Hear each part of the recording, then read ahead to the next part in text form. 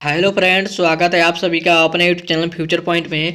तो दोस्तों, आज के इस वीडियो में मैं बताने वाला हूं बिहार बोर्ड मैट्रिक परीक्षा 2026 के लिए साइंस का ऐसा क्वेश्चन जो बिहार बोर्ड में बार बार पूछे जाते हैं।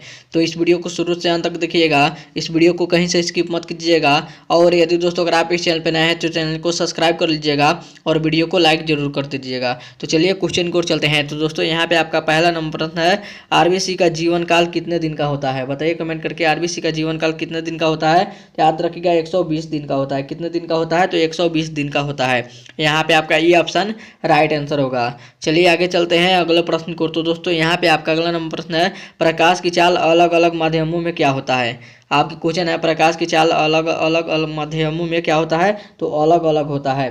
यहाँ पे आपका ये ऑप्शन राइट आंसर होगा। चलिए अगले प्रश्न की ओर चलते हैं। तो दोस्तों, यहाँ पे आपका अगला नंबर प्रश्न है, एक अश्व शक्ति किसके बराबर होता है? आपका क्वेश्चन है, एक अश्व शक्ति किसके बराबर होता है? तो याद रखिएगा 746 वाट के बराबर होता है। कितने के बराबर होता है? तो 746 वाट के बराबर होता है। यहाँ पे आपका सी ऑप्शन राइट आंसर होगा। चलिए आगे चलते हैं अगले प्रश्न को। तो दोस्तों, यहाँ पे आपका अगला नंबर प्रश्न है, जीवाश्म ईंधन का उदाहरण निम्न में से कौन सा है? आपका क्वेश्चन है, जीवाश्म ईंधन का उदाहरण निम्न में से कौन सा है? तो याद रखिएगा कोयला है। यहाँ पे आपका ये ऑप्शन राइट आंसर होगा। चलिए आगे चलते हैं अगले प्रश्न को। तो दोस्तों, यहाँ पे आपका अगला नंबर प्रश्न है, जारा दृष्टि दोष से पीड़ित व्यक्ति का उपचार किस लेंस से किया जाता है? आपका क्वेश्चन है, जारा दृष्टि दोष से पीड़ित व्यक्ति का उपचार किस लेंस से किया जाता है? तो याद रखिएगा किस लेंस से किया जाता है? तो बाईफोकल लेंस से किया जाता है। यहाँ पे आपका बी ऑप्शन राइट आंसर होगा। चलिए आगे चलते हैं अगले प्रश्न को। तो दोस्तों, यहाँ पे आपका अगला नंबर प्रश्न है, आकाश का रंग नीला प्रतीत होता है। आपका क्वेश्चन है, आकाश का रंग नीला प्रतीत होता है। तो याद रखिएगा प्रकाश के प्रकीर्णन के कारण। किसके कारण? तो प्रकाश के प्रकीर्णन के कारण होता है। यहाँ पे आपका बी ऑप्शन राइट आंसर होगा। चलिए आगे चलते हैं अगले प्रश्न को। तो दोस्तों, यहाँ पे आपका अगला नंबर प्रश्न है, आवेश का ऐसा ही मात्रक होता है। तो बताइए क्या होता है? आपका क्वेश्चन है, आवेश का ऐसा ही मात्रक क्या होता है? तो याद रखिएगा कूलम्ब होता है। यहाँ पे आपका डी ऑप्शन राइट आंसर होगा। चलिए आगे चलते हैं अगला प्रश्न को। तो दोस्तों, यहाँ पे आपका अगला नंबर प्रश्न है, विद्युत ऊर्जा का व्यापारिक मात्रक क्या है? आपका क्वेश्चन है, विद्युत ऊर्जा का व्यापारिक मात्रक क्या है? तो याद रखिएगा कोई नहीं होगा। यहाँ पे आपका डी ऑप्शन राइट आंसर होगा। चलिए आगे चलते हैं अगला प्रश्न को। तो दोस्तों, यहाँ पे आपका अगला नंबर प्रश्न है, निम्न में से कौन अर्धचालक नहीं है? आपका क्वेश्चन है, निम्न में से कौन अर्धचालक नहीं है? तो याद रखिएगा पारा अर्धचालक नहीं है। यहाँ पे आपका सी ऑप्शन राइट आंसर होगा। चलिए आगे चलते हैं अगले प्रश्न को।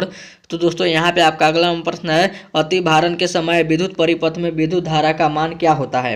आपका क्वेश्चन है, अति भारण के समय विद्युत परिपथ में विद्युत धारा का मान क्या होता है? तो याद रखिएगा बहुत अधिक बढ़ जाता है।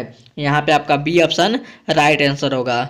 चलिए आगे चलते हैं अगले प्रश्न को। तो दोस्तों, यहाँ पे आपका अगला नंबर प्रश्न है, सूर्य और अन्य तारों में ऊर्जा का स्रोत है। तो बताइए क्या है?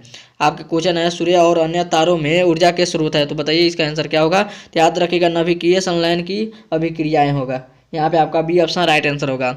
आगे बढ़ते हैं अगले प्रश्न को। तो दोस्तों, यहाँ पे आपका अगला नंबर प्रश्न है, सोलर सेल पैनल बनाया जाता है। तो बताइए किस किस से बनाया जाता है? आपके क्वेश्चन है, सोलर सेल पैनल बनाया जाता है। तो याद रखिएगा बहुत से सौर सेलों के संयोजित से करके बनाया जाता है, संयोजित करके बनाया जाता है। यहाँ पे आपका बी ऑप्शन राइट आंसर होगा।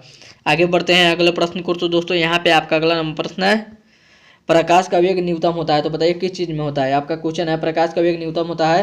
याद रखिएगा कांच में होता है। यहाँ पे आपका डी ऑप्शन राइट आंसर होगा। चलिए आगे चलते हैं अगले प्रश्न को। तो दोस्तों, यहाँ पे आपका अगला नंबर प्रश्न है, निम्नलिखित में कौन लेंस की क्षमता का मात्रक है? आपके क्वेश्चन है, निम्नलिखित में कौन लेंस की क्षमता का मात्रक है? तो याद रखिएगा डायोप्टर है। कौन है? तो डायोप्टर है। यहाँ पे आपका सी ऑप्शन राइट आंसर होगा।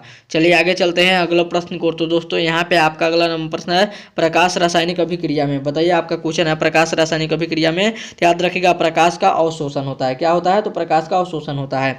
यहाँ पे आपका ये ऑप्शन राइट आंसर होगा। चलिए आगे चलते हैं अगले प्रश्न को। तो दोस्तों, यहाँ पे आपका अगला नंबर प्रश्न है, शरीर की सबसे बड़ी ग्रंथि कौन सी है? आपका क्वेश्चन है, शरीर की सबसे बड़ी ग्रंथि कौन सी है? तो याद रखिएगा यकृत है। कौन है? तो यकृत है। यहाँ पे आपका बी ऑप्शन राइट आंसर होगा। चलिए आगे चलते हैं अगले प्रश्न को।